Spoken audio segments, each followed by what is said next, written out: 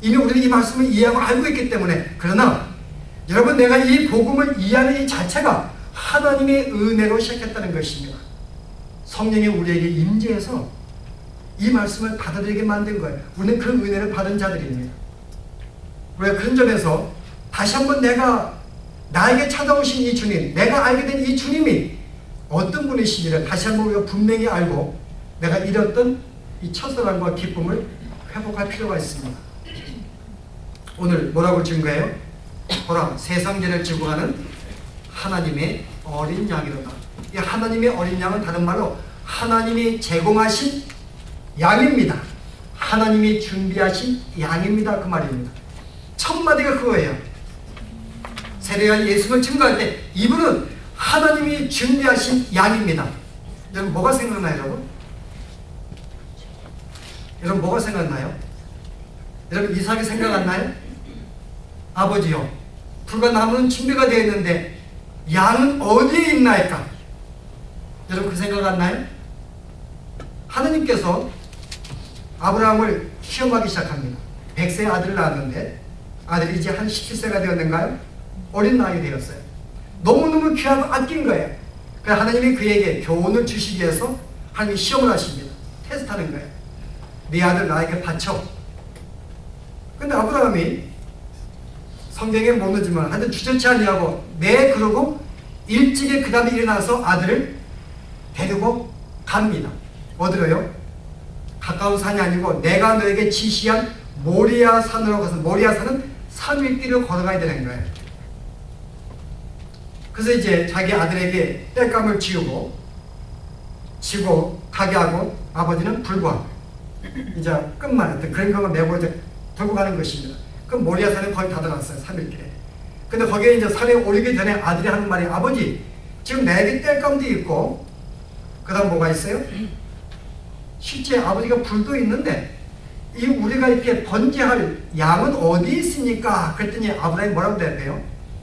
야, 이놈아, 너다. 예. 그렇게 알고 좀 끄떡하신 분은 이거 어떻게 이해할 수 있어요? 그래. 예. 하나님께서 준비를 해 놓으실 것이다. 근데 여러분, 영어 성경에 뭐라고 했어요? God will provide himself입니다. 이게 무슨 말이세요? 하나님께서 자신을 준비해 놓을 것이다. 이렇게 이야기했어요. 하나님께서. 그러니까 실은 양이 어디냐 할 때 양은 하나님이 당신 자신을 양으로서 당신을 제공할 것이다 라고 아브라함이 아들 대답한 거예요. 이거 제정신 한 건가요? 성경이 역사한 거죠. 그리고 올라갔어요. 올라가서 이제 아들을 죽이려고 하는 순간에, 번제로 죽이려고 하는 순간에 뭐라고 해요? 막습니다. 아브라함아, 그리고 막습니다. 내가 내 마음을 알았으니 이제 내가 준비한 양을, 보니까 이제 이 숯불에 한 마리 양이 뿔에 걸려서 있습니다. 저를 내게 드리라 그럽니다. 그래서 거기서 하나님이 마땅히 이삭은 하나님께 죽을 수밖에 없는데 그를 대신해서 준비한 하나의 양을 대신 바치고 끝났어요. 근데 그 산은 뭐라 그래요? 여호와 이레, 하나님이 준비해 놓을 산, 준비해 놓은 산이 아니에요. God will provide, 하나님이 제공할 산이라고 붙입니다. 아직은 미래예요. 그래서 그때부터 사람들이 뭐라고 그래요? 하나님이 이 거룩한 이 산에서 하나님이 그것을 준비해 제공해 놓을 것이다 라고 이름을 붙여놓은 것입니다. 하나님이 미래로 끝났어요. 바로 그 양, 아브라함, 이삭이 묻던 하나님이 양이 어디 있나이까? 하나님이 제공할 것이다. 그 제공이 바로 여기 등장한 바로 여기에 그 양이라는 것입니다. 여러분, 조금 더 이해를 돕기 위해서요. 여러분, 이 모리아 산에 어떤 일이 벌어졌어요? 모리아 산은 하나님께서 그의 교훈을 준 거예요. 아브라함이 자기의 아들을 여러분 바치는 거 쉽지 않습니다. 정말 귀한 아들이에요. 정말 귀하고 바치기 싫은데 이 아들을 바치는 이 심정을 볼 때 그때 뭘 교훈해 주시겠어요? 하나님께서 당신의 독생자를 드리는 그 심정, 아버지의 심정을 그에게 느끼게 만드는 것입니다. 그리고 기꺼이 내가 네 아들을 살리기 위해서 당신이 대신 죽음을 그에게 하나님이 교훈을 해 주셨어요. 근데 완전히 알지 못했어요. 그 다음에 하나님이 계속해서 교훈을 주십니다. 어떤 교훈이에요? 여러분 알고 있는 모리아산. 두 번째 그곳에 뭐가 세워집니까, 여러분? 보실래요? 역대하 보시면은 3장에 그냥 제가 읽습니다. 솔로몬이 예루살렘 모리아 산에 여호와의 전 건축하기를 시작하니, 여러분 어디 산에요? 솔로몬이 첫 번째 성전을 짓습니다. 그런데 어디 지었다고요? 아브라함이 이삭을 바쳤던 그 모리아 산 위에다가 성전을 지었다고 말합니다. 그러잖아요. 솔로몬이 예루살렘 모리아 산에 여호와의 전 건축하기를 시작하니 그곳은 전에 여호와께서 그 아비 다윗에게 나타나신 곳이요 여부 사람 오르난의 타작마당에 다윗이 정한 것이다.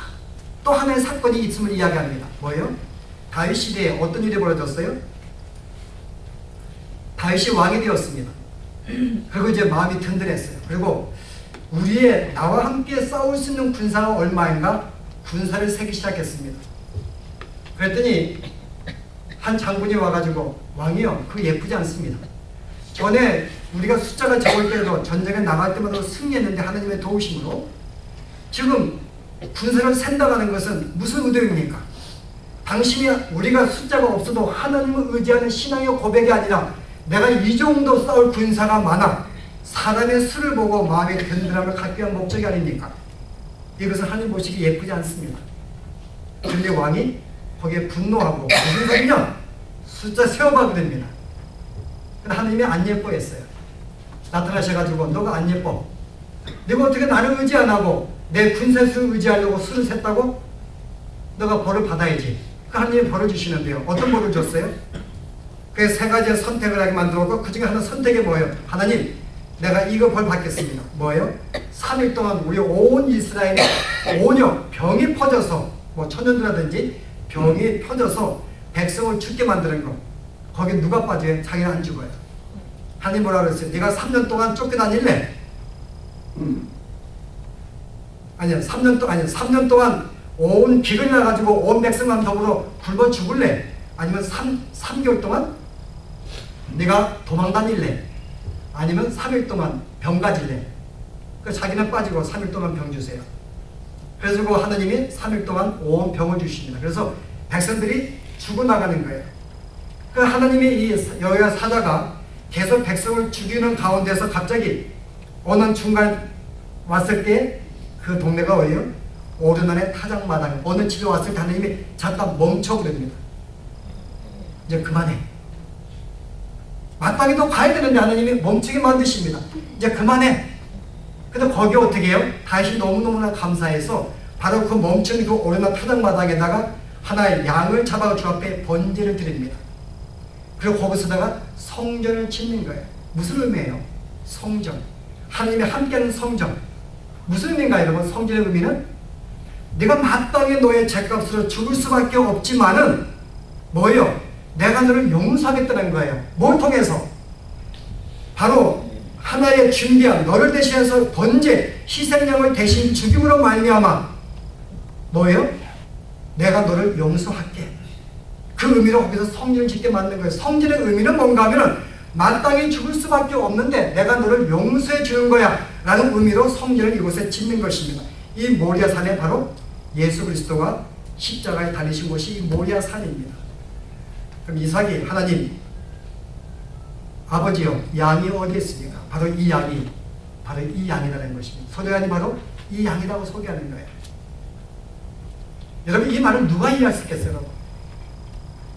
여러분 그 당시에 성경은 계속해서 우리에게 메시아가 보낸 목적은 사람을 너희를 대신하여 희생 제물로 온다는 것을 수없이 이야기했음에도 불구하고 분명히 모리아 산에서 아브라함을 대신하여 한 마리 양을 준비해 죽임으로 너를 대신해 양이 줄 것이다. 준비한 양, 앞으로 메시아가 이렇게 줄 것이다. 그렇게 가르쳐 주었지만은 그들이 이해하지 못했습니다. 하나님이 성전을 짓게 모리아에서 성전을 짓게 만들었어요. 이 이유는 뭐예요? 내가 마땅히 죽을 수밖에 없지만 재앙으로 내가 재앙을 멈춘 거야. 누구로 말미암아?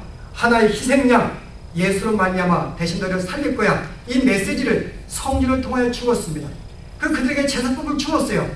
그들은 매일마다 와서 제사를 드리는데요. 자기의 죄를 짐승에 정과해서 짐승을 죽입니다. 그 결과 죄산 받는 거예요.